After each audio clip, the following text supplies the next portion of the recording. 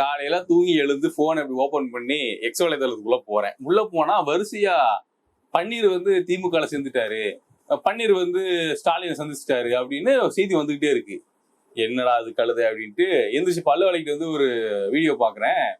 தலைவர் சொல்லிட்டு இருக்காரு, இங்க வந்து ஐயா கலைஞர் அவர்களுடைய ஆட்சியை ஸ்டாலின் கொடுத்துட்டு இருக்காரு, பெண்களுக்கு நல்லாட்சி கொடுத்துட்டு இருக்காரு, நல்லா கொடுத்துட்டு இருக்காரு, சூப்பரா கொடுக்குறாரு, ஆச்சா பூச்சா அப்படின்னு முரட்டு முட்டா முட்டிட்டு இருக்காரு நம்ம பன்னீர். பன்னீர் என்னது இதெல்லாம் தேவையா? நமக்கு இதெல்லாம் தேவையா சொல்லு. இதுல எனக்கு என்ன ஒண்ணு சிரிப்புனா, எல்லா செய்தி ஊடகங்களும் முன்னாள் முதலமைச்சர் பன்னீர் அப்படின்னு பதிவு பண்றாங்க. ஆக்சுவலா அந்த ஆளு முன்னாள் முதலமைச்சர் இல்ல, இடைக்கால முதலமைச்சர். ஓகேவா? டேர்ம தயவு செஞ்சு மாத்துங்க.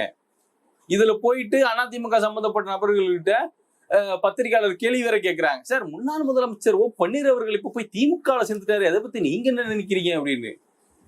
என்னையா நினைக்க சொல்றீங்க? ஒரு வேஸ்ட் பீஸ் நாங்க வேணான்னு தூக்கி போட்டு ஒரு குப்பை இன்னைக்கு குப்பை தொடிக்கு போயிருக்கு, அவ்வளவுதான் மேட்ரு. அதிமுக அது யார் யாரெல்லாம் வேணான்னு சொல்லி கழிவுகளா கன்சிடர் பண்ணி அப்படி தூக்கி போட்டுச்சோ, அந்த கழிவுகளை கொண்டுட்டு வந்து இன்னைக்கு திமுகன்ற ஒரு குப்பை தொட்டி இன்னைக்கு கட்சி நடத்திக்கிட்டு இருக்கு, ஆட்சி நடத்திக்கிட்டு இருக்கு. எங்க திமுக கடையோடு தொண்டனா ஒருத்தர் தான் ஐயா, இன்னைக்கு அவன் தான் இந்த திமுகவுல மிக முக்கியமான பொறுப்புல இருக்கான்னு எவனையாவது கையை காட்டுங்க பார்ப்போம். அப்படி ஒருத்தரும் இல்லை. திமுகவுல இருந்து பிரிஞ்சதுதான் அதிமுக. கருணாநிதியோட செயல்பாடு பிடிக்கலன்னு சொல்லி எம்ஜிஆர் அவர்கள் அதிமுகன்ற ஒரு கட்சியை உருவாக்குறாரு.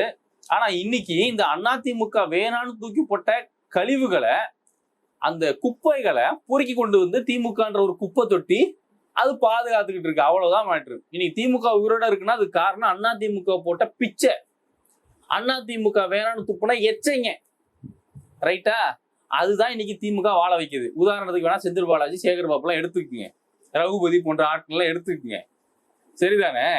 இப்ப அந்த லிஸ்ட்ல பன்னீர் வந்து சேர்ந்துட்டு. அப்படி நான் என்ன கேட்கிறேன், பன்னீருடைய வரலாறு ஒன்றும் காந்திய வரலாறுலாம் இல்ல. காந்திய போராளி, அவர் சுதந்திர போராட்டத்துக்காக என்ன பண்ணா தெரியுமா அப்படின்ற அளவுக்குலாம் அவர் ஒன்றும் பெருசா எதுவும் புடுங்கல. பன்னீரை பொறுத்த வரைக்கும் அவருடைய வரலாறு எடுத்துக்கிட்டோம்னா துரோகம், நம்பிக்கை துரோகம். அவரை நம்பி வந்தவங்களுக்கும் துரோகம் பண்ணியிருக்காரு, அவரை நம்பினவங்களுக்கும் துரோகம் பண்ணியிருக்காரு, எல்லாருக்கும் துரோகம் பண்ண ஒரு துரோகி.